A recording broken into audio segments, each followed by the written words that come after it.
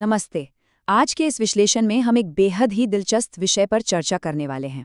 आज हम भगवान शिव से जुड़े दो बिल्कुल अलग लेकिन गहराई से जुड़े रहस्यों को समझेंगे। जरा कल्पना कीजिए, एक तरफ काशी के वो ऊर्जा से भरे अग्नि से प्रज्वलित घाट हैं और दूसरी तरफ हिमालय की एकदम जमी हुई एकांत चोटियां।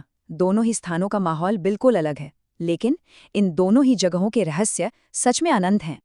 हम अक्सर भौतिक वास्तविकता और मानवीय आस्था को अलग अलग पलड़ों पर तौलते हैं, लेकिन जरा सोचने वाली बात है, जब ईंट और पत्थर टूट जाते हैं तो विश्वास कैसे खड़ा रहता है? या फिर 0 डिग्री से ऊपर के तापमान में, मतलब जब बर्फ का पिघलना तय है, तब वो प्राकृतिक रूप से कैसे जम सकती है? ये कुछ ऐसे सवाल हैं जो किसी भी वैज्ञानिक या इतिहासकार के दिमाग को चकरा सकते हैं। तो चलिए, आज के सफर में हम इन्हीं अनसुलझे और सच कहूं तो हैरान कर देने वाले सवालों के जवाब तलाशते हैं।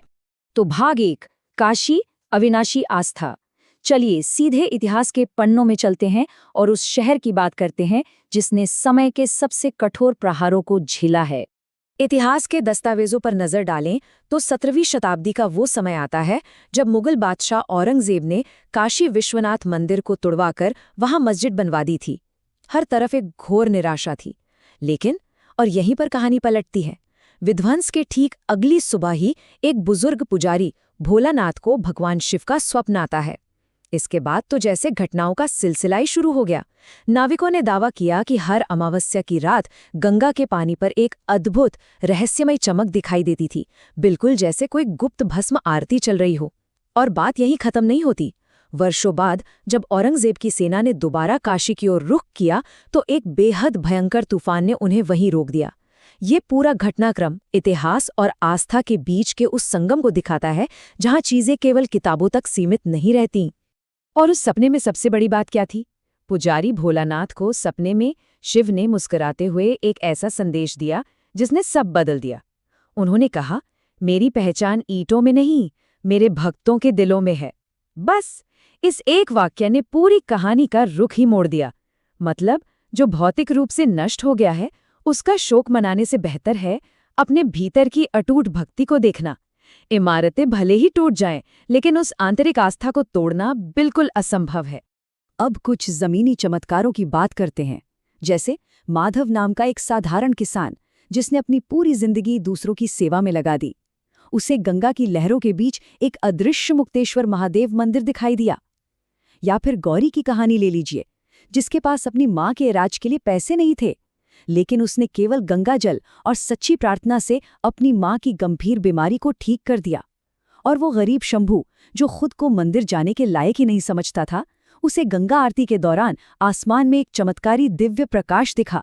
मतलब ये मानवीय कहानियां साफ दिखाती हैं कि चमत्कार कोई किताबी बात नहीं है, ये सीधे तौर पर मानवीय विश्वास में बसते हैं। आगे बढ़ते हैं भाग 2 पर, जीवन, मृत्यु और मुक्ति। काशी केवल चमत्कारों का शहर नहीं है, ये एक ऐसा आध्यात्मिक केंद्र है जो मृत्यु को अंत मानता ही नहीं। देखिए, भौतिक मृत्यु और आध्यात्मिक मोक्ष में जमीन आसमान का अंतर है। भौतिक मृत्यु का सीधा सा अर्थ है शरीर का नाश होना, कहानी खत्म।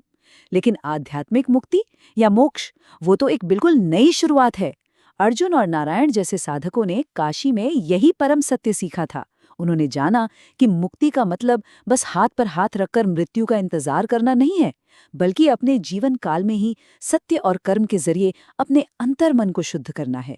जब जीवन सही तरीके से जिया जाता है ना, तो मृत्यु सिर्फ एक शाश्वत सत्य के साथ विलय बन जाती है।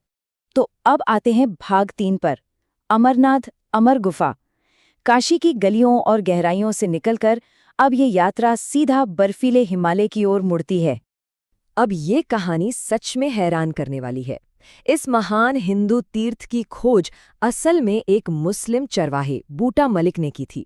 हुआ कुछ यूं कि दोपहर के वक्त उसकी मुलाकात एक रहस्यमयी साधु से होती है। शाम को वो साधु उसे कोयले की एक थैली भेंट करता है।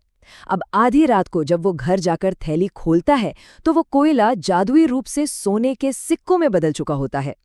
जाहिर है वो हैरान रह गया। और असली चमत्कार तो अगली सुबह हुआ, जब वो चरवाहा उस साधु को धन्यवाद कहने वापस उसी जगह गया। साधु वहां से गायब था और उसकी जगह एक विशाल रहस्यमयी गुफा प्रकट हो गई थी। वही गुफा जिसे आज हम अमरनाथ गुफा कहते हैं। ये पूरी घटना दिखाती है कि रहस्य किसी एक दायरे या धर्म तक सीमित नहीं होते। अब इसके पीछे का घटनाक्रम देखिए, बहुत ही तार्किक है। अमरनाथ गुफा में माता पार्वती को अमर कथा सुनाने से पहले भगवान शिव को ये सुनिश्चित करना था कि कोई और इसे न सुन ले।